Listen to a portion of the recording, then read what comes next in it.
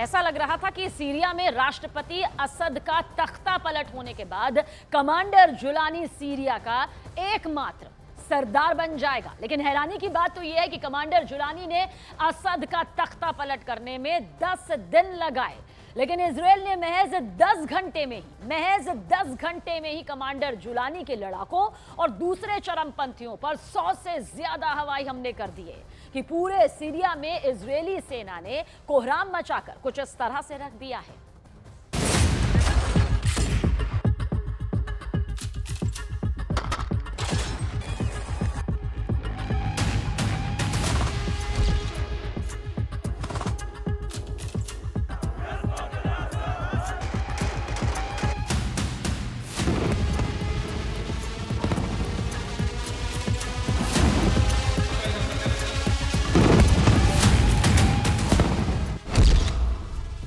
Commander Jolani पर 100 हवाई हमले, सीरिया पर इजरायली कब्जा।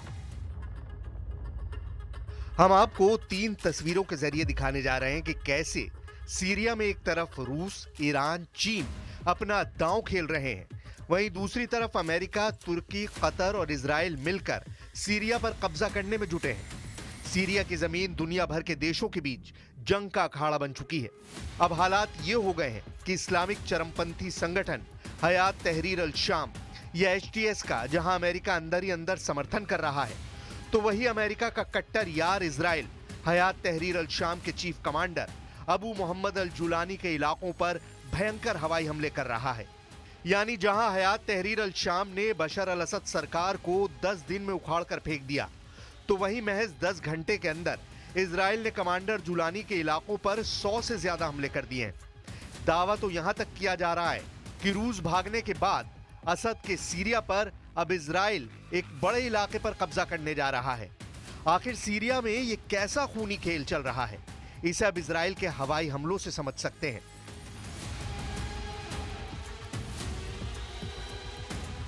जिस वक्त सीरिया की राजधानी दमिश्क में कमांडर अबू मोहम्मद अल जुलानी के लड़ाके जीत का जश्न मना रहे थे, ठीक उसी वक्त इजराइल के फाइटर जेट F-35 और F-16 सीरिया पर हमला करने के लिए टूट पड़े।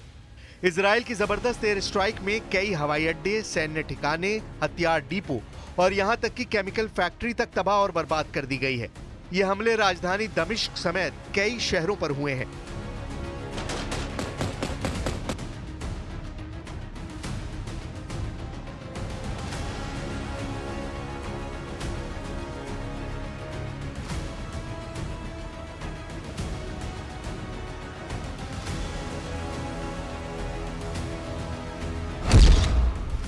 सीरिया और इजरायली सेना के दावों के मुताबिक लगभग 18 घंटे पहले इजरायली वायुसेना ने F-35 और F-16 जेट से सीरिया पर ताबड़तोड़ एयर स्ट्राइक की है। दावा किया गया है कि सीरिया की राजधानी दमिश्क के काफर सूसा पर बड़ा हवाई हमला हुआ है। इसके अलावा इजरायली जेट्स ने माउंट कासिलॉन में मौजूद हथियार डिपो को भी उड़ा दिया है। दावा तो यहां तक किया गया है कि इजरायली वायुसेना ने F-35 और F-16 जेट से कालखाला एयरबेस को भी उड़ा दिया है। दावा किया जा रहा है कि इस एयरबेस पर कई तरह की मिसाइलें मौजूद थी जो जुलानी के लड़ाकों के हाथ लग सकती थी।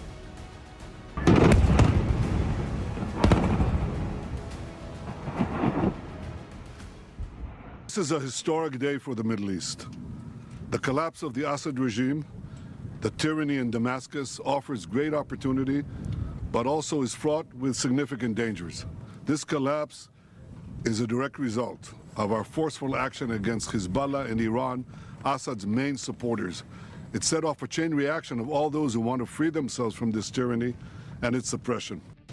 इजराइल लगातार दारा में हवाई हमलों के दौरान गोला बारूद और हथियारों के डिपो को निशाना बना रहा है। इजराइल को लगता है कि इसी इलाके से वेस्ट बैंक को भी मदद दी जाती रही है और साउथ लेबनान में भी हथियारों की सप्लाई यहीं से की जाती है।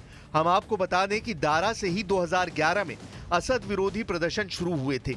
इजरायली हवाई हमले के पीछे की सबसे बड़ी वजह यह है कि असद सरकार ने जो रूस से मिली खतरनाक मिसाइलें, रॉकेट, तोप, टैंक और गोला बारूद सैन्य ठिकानों पर छिपाकर रखा था, अगर वो हिजबुल्लाह और ईरान के मिलिशिया लड़ाकों के हाथ लग गया तो वो इन मिसाइल और हथियारों से इजराइल पर बड़ा हमला कर सकते हैं।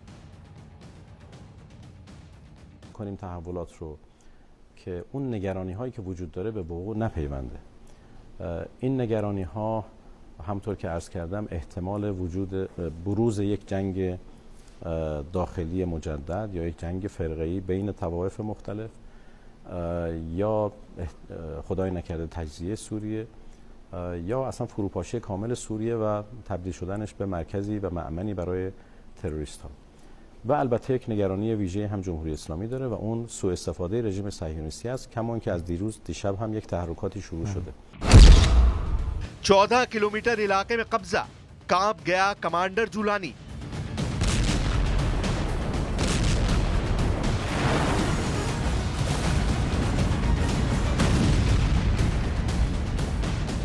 अब सवाल उठता है कि इजरायली सेना सीरिया में इतनी तेजी से हमले कहां-कहां और क्यों कर रही है, तो जरा इसे भी समझ लीजिए। सीरिया में विद्रोही हमलों के बाद हुए असद सरकार के पतन के महज 6 घंटे के बाद ही इजराइल ने गोलान हाइट्स के पास सीरियाई इलाकों में अपनी सेना भेज दी। इजराइल ने इस तैनाती को अपनी सुरक्षा के लिए जरूरी बताया है। इजराइल के इस नए ऑपरेशन का पूरा फोकस अभी सीरिया के 3 इलाकों में ज्यादा है। इसमें कुनैत्रा, नवा और दारा है। इजराइल ने सीरिया में करीब 100 से ज्यादा हवाई हमले किए हैं और वो लगातार अपने हमलों का दायरा बढ़ा रहा है। इजराइल ने गोलन हाइट्स से निकलकर डिमिलिटराइज जोन में भी अपने हमले शुरू किए हैं। इजराइल अब सीरिया के 14 किलोमीटर तक के इलाकों में घुस गया है। हालांकि इस कब्जे को इजरायली अधिकारियों ने अस्थायी बताया है। राजधानी दमिश्क में इजरायली बम बरस रहे हैं, चारों तरफ आग के गोले नजर आ रहे हैं। अब आप जरा इन तस्वीरों को देखिए। इजरायली टैंक गोलान हाइट्स के उन इलाकों पर हमला करते हुए कब्जा कर रहे हैं जो सीरिया और इजराइल के बीच बफर जोन माना जाता है। लेकिन इजराइल ने यहां भी टैंक भेजकर सीरियाई इलाके पर कब्जा शुरू कर दिया है। दावा किया जा रहा है कि इजराइल के सैकड़ों टैंक और पैदल सैनिक तेजी से गोलान हाइट्स के बहुत बड़े इलाके में फैलते जा रहे हैं। इजरायली मीडिया के दावों के मुताबिक इजरायली डिफेंस फोर्स ने 8 दिसंबर को इजराइल और सीरिया के बीच बफर जोन पर पूरी तरह से नियंत्रण कर लिया है। इजराइल के पैराट्रूपर्स और कमांडो ब्रिगेड के साथ आईडीएफ के 98वें डिवीजन को गोलान हाइट्स में भेजा गया है, जिससे इलाके में पहले से मौजूद इजरायली सेना को जबरदस्त ताकत मिली है। इजरायली डिफेंस फोर्स ने जिन इलाकों पर कब्जा किया है वहां सीरियाई लोगों के आने पर बैन लगा दिया है। आईडीएफ के मुताबिक मैरोम गोलान, एन जिवान, बुकाटा और किरबेट एन हुरा में कोई भी सीरियाई नागरिक नहीं आ सकता है। इसके अलावा इजरायली सीमा के करीब उफानिया, कुनीत्रा, अल हमीदिया, संदानिया, अल गरबिया, अल कहत निहा को सख्त चेतावनी दी गई है कि कोई भी बैन को तोड़ेगा नहीं। कुछ वॉर एक्सपर्ट्स का मानना है कि इजराइल पहले से ही इस उम्मीद में था कि जब विद्रोही गुटों का सीरिया पर कब्जा हो तभी वो अपना ऑपरेशन स्टार्ट करे, ताकि उसको जवाब देने के लिए इन इलाकों में कोई सेना ना हो। इजरायली सेना ने कहा कि उसने अपनी रक्षा के लिए जरूरी हमले किए हैं। अब सवाल उठता है कि जब अमेरिका कमांडर जुलानी का अंदर ही अंदर साथ दे रहा है, तो फिर इजराइल इस्लामिक चरमपंथी संगठन हयात तहरीर अल शाम और उसके कमांडर जुलानी का जानी दुश्मन क्यों बन गया है? इसके पीछे की बड़ी वजह है कमांडर जुलानी का वो मिशन जो इजराइल का वजूद मिटा सकता है। जुलानी पर $1 करोड़ का इनाम, इजराइल पर करेगा कब्जा। सीरिया से असद सरकार के तख्तापलट से भले ही इजराइल बहुत खुश हो, लेकिन वो सीरिया पर कब्जा करने वाले इस्लामिक चरमपंथी संगठन हयात तहरीर अल शाम यानी HTS को लेकर बेहद सतर्क है। असल में इस्लामिक चरमपंथी संगठन हयात तहरीर अल शाम यानी HTS का मतलब है लेवांत की मुक्ति के लिए संगठन। आईडीएफ के पूर्व ऑपरेशन प्रमुख इसराइल जीफ का दावा है कि HTS यानी लेवांत की मुक्ति के लिए संगठन का मिशन है सीरिया, लेबनान, जॉर्डन और इजराइल को मिलाकर एक नया इस्लामिक देश बनाना है, जहां शरिया कानून के जरिए देश चलाया जाएगा। यानी HTS का 42 साल का कमांडर अबू मोहम्मद अल जुलानी इजराइल को अपने लेवंत के इलाकों में मिलाना चाहता है, ताकि वो बगदादी की तरह सीरिया, लेबनान, जॉर्डन और इजराइल को मिलाकर एक नया इस्लामिक देश बना सके। इसलिए इजराइल सीरिया पर हमला कर रहा है ताकि कमांडर जुलानी का मिशन लेवंत को तबाह किया जा सके। हम आपको बता दें, 42 साल का अबू मोहम्मद अल जुलानी पहले अल कायदा में कमांडर था। जुलानी का असली नाम अहमद अल शरा है। इस पर अमेरिका ने $1 करोड़ का इनाम रखा हुआ है। कुल मिलाकर हालात ये हो गए हैं कि सीरिया के राष्ट्रपति रहे असद मॉस्को में पुतिन के रहमो करम पर बाकी जिंदगी काटेंगे और इधर जुलानी अब इजराइल के साथ साथ पूरे मिडिल ईस्ट के लिए एक बड़ा खतरा बन गया है।